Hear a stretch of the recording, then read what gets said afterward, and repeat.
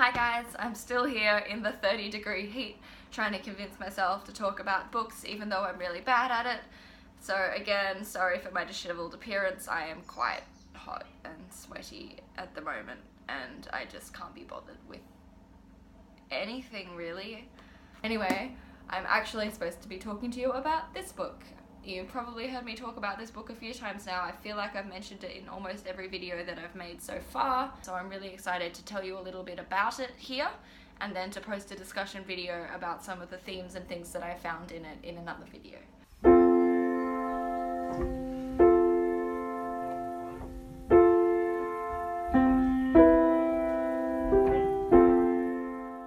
Everything is Illuminated, as I think I said in my TBR video, is inspired by Jonathan Safran Foer, the author's trip to Ukraine to try and find the woman who saved his grandfather from the Nazis during World War II.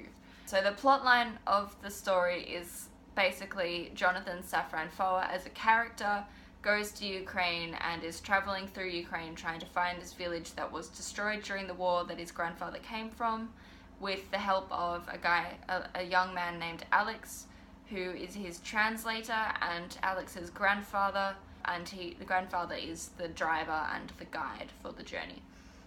So this book kind of splits between two time periods. One of them is the narrative of the actual journey through Ukraine, which is actually narrated from Alex's point of view. It's a story that the character Alex is supposedly writing. And the other one is this kind of imagined fictional history of the village, which is written by the character Jonathan Safran Foer.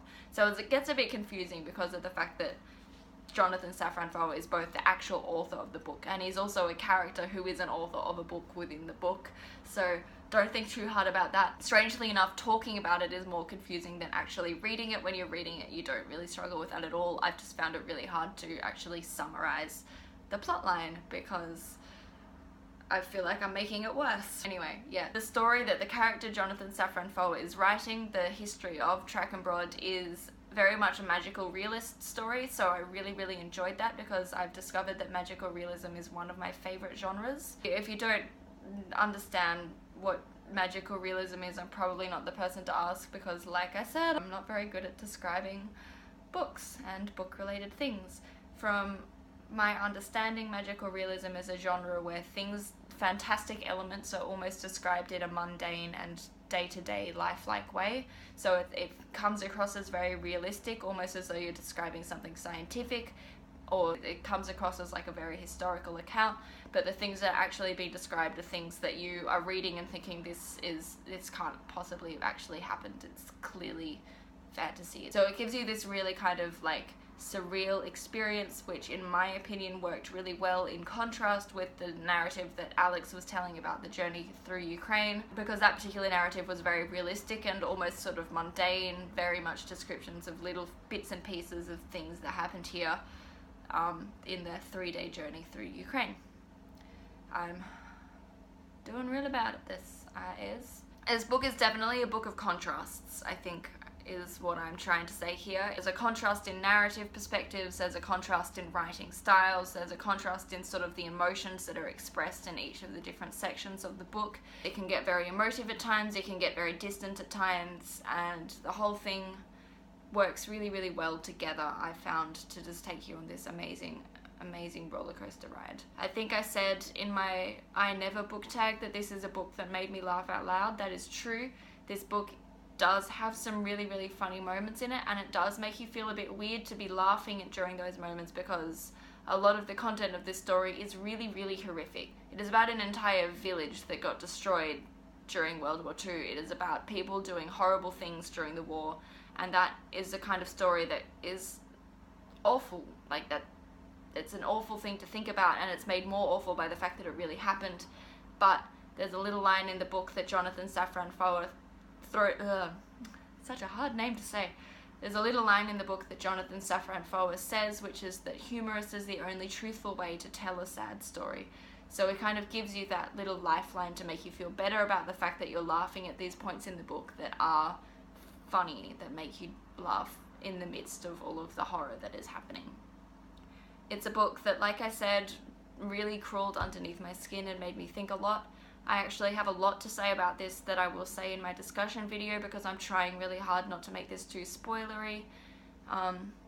There were a few bits and pieces here that I think a lot of people wouldn't necessarily like. For example, Alex's language has been described as being a little bit too cliche to be an accurate representation of someone speaking English as a second language. I don't really know what to say about that. It wasn't something that I noticed particularly, and that's coming from someone who studied linguistics and people learning languages as a second language. But a lot of people did say that when I was researching opinions on the book, so that's out there. That might be something that annoys you. The first chapter is actually one of Alex's narratives, so like the first page is this particular language style that is supposedly English as a second language. And I can see why that might drive readers away rather than drawing them in. It took me a while to get into it because of that first chapter. I think they're the main two sort of criticisms that people might have it. Another one is perhaps the fact that the ending is very jarring. The ending kind of just drops off. It's almost like you were floating along a stream that was getting faster and faster paced, and then you just drop off a cliff, and that's how it ends.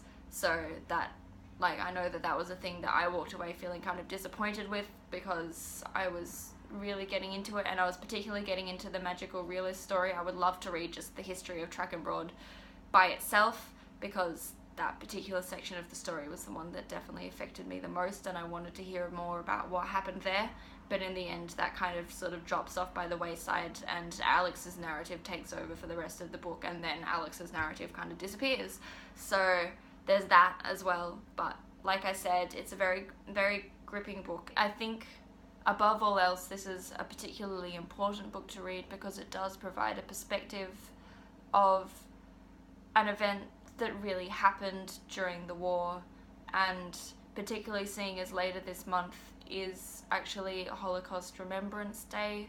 So I actually happen to be reading 3 books about World War II this month, which is entirely coincidental, but I'm kind of glad that I am, because I think that that is an important thing for us to try and keep in our memories and keep in our histories, and to keep that memory alive in the hopes that maybe we will learn something from it, and that hopefully we'll be able to stop something like that happening in the future, because it is absolutely horrific. And this book is yet another one of the highly recommended stories that really captures that essence of that horror of war, but in a sometimes humorous way as well. So strongly recommend.